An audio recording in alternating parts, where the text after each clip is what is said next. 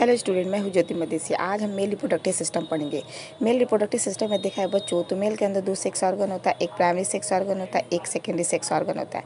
Primary sex organ में आपका testis आता है, जिसे वृषण कहा जाता है, जहाँ पे शुक्राणु बनता है। एसेसरी सेक्स ऑर्गन को ही हम सेकेंडरी सेक्स ऑर्गन के नाम से जानते हैं, जो शुक्राणु को एक जगह से दूसरे जगह पर पहुँचाने का कार्य करता है, जैसे epididymis, vas deferens, seminal vesicles, prostate और बल्बो यूरेथ्रल ग्लैंड्स।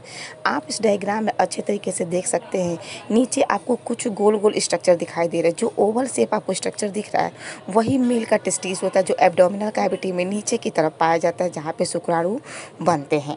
अगर बॉडी में देखा जाए बच्चों, तो बॉडी हमारे 2 भागों में बटा होता है। ऊपर वाला थोरेसिस होता है, नीचे वाला एब्डोमिनल होता है। और जो पीले रंग का हिस्सा दिखाई दे रहा है, इसी को ही हम पेल्विक कैविटी, श्रोणि मेखला के नाम से जानते हैं, जहाँ पे मेल और फीमेल दोनों के रिप्रोडक्टिव सिस्टम जो है पाए जाते हैं।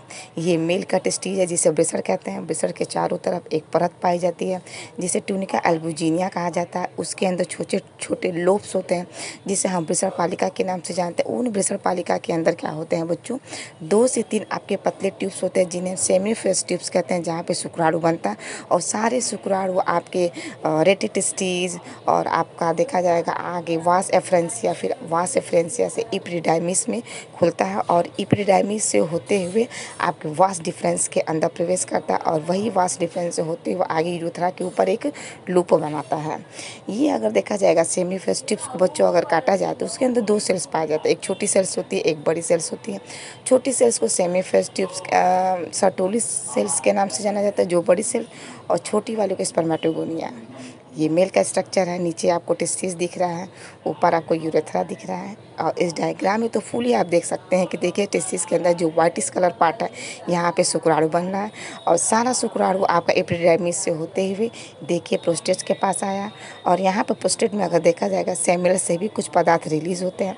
सेमिनल वेसिकल्स देखा जाएगा, उसके अंदर फ्रक्टोज होते हैं, और सेमिनल वेसिकल्स की वजह से क्या होता है, यहाँ पे शुक्राणु भोजन को करते हैं। प्रोस्टेट क्या करता है, सेमन बनाता है। सेमिनल भी सेमन बनाता है, और प्रोस्टेट सेमन को व्हाइटिश कलर देता है, गंध देता है, और सारा का सारा सेमन जो है यूरेथ्रा से होकर उसको बाहर की तरफ एग्जैकुलेट कर दिया जाता है। आप इस डायग्राम में अच्छे तरीके से देख सकते हैं पूरा पार्ट कैसे बन रहा है। ऊपर जा रहा है, एपिडाइमिस से वास डिफेंस में जा रहा है, फिर आपका सेमिनल वेसिकल से मिल रहा है, सेमिनल वेसिकल से प्रोस्टेट में मिल रहा है, और यहीं पे आपका एग्जैकुलेटरी डक्ट होता है। उसी एग्जैकुलेटरी डक्ट के थ्रू ही हम इस पंप को बाहर निकालते हैं।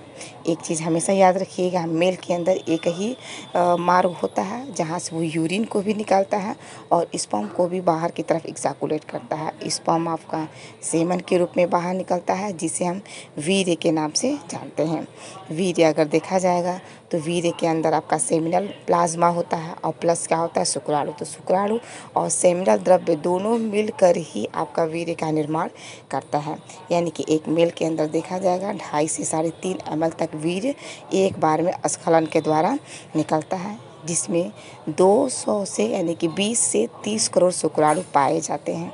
अगर 20 करोड़ से शुक्राणु अगर मेल के अंदर होते हैं, तो वो स्टेरिलिटी को शो करता है, मतलब नपुंसकता को शो करता है। इससे पुरुष को दिक्कत हो सकती है आने वाले समय में उसको फादर बनने के लिए।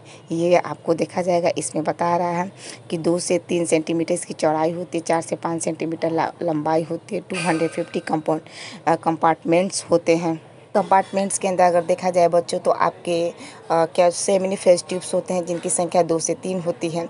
उन सेमिनिफेस ट्यूब्स को अगर बच्चों टीएस ऑफ ट्रांसवर्स सेक्शन में काटा जाए, तो उसके अंदर आपको 2 तरह के सेल्स दिखाई देगा। एक छोटी सेल दिखाई देगी, एक बड़ी दिखाई देगी। छोटी सेल्स को हम स्पर्मेटोगोनिया कहते हैं, बड़ी सेल को हम सर्टोली सेल्स के नाम से जानते हैं। इसी सर्टोली सेल्स को हम नर सेल्स के नाम से जानते हैं, जो शुक्राणु को भोजन देने का कार्य करते हैं। और वही आपके स्पर्मेटोगोनिया है, स्टेम सेल्स होते हैं, जो आगे चल के शुक्राणु को अच्छे तरीके से बनाते हैं।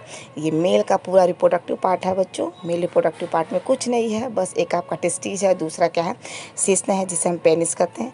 इस वृषण के अंदर, टेस्टिस के अंदर बस शुक्राणु बनता है, और उस शुक्राणु को बाहर ले जाने के काम बस शिश्न का ही है। यानी कि शिश्न के रास्ते से ही हम शुक्राणु को फीमेल के अंदर शिश्न के रास्ते से ही हम स्पर्म को बाहर की तरफ एग्जैकुलेट करते हैं, और कोई काम नहीं होता है। जब एक बार स्पर्म फीमेल के अंदर पहुंच जाता है, तो वो सारे शुक्राणुओं में से 30 करोड़ शुक्राणु में से एक शुक्राणु जाके महिला के अंडे को भेज देता है। ये है male reproductive system. Thank you.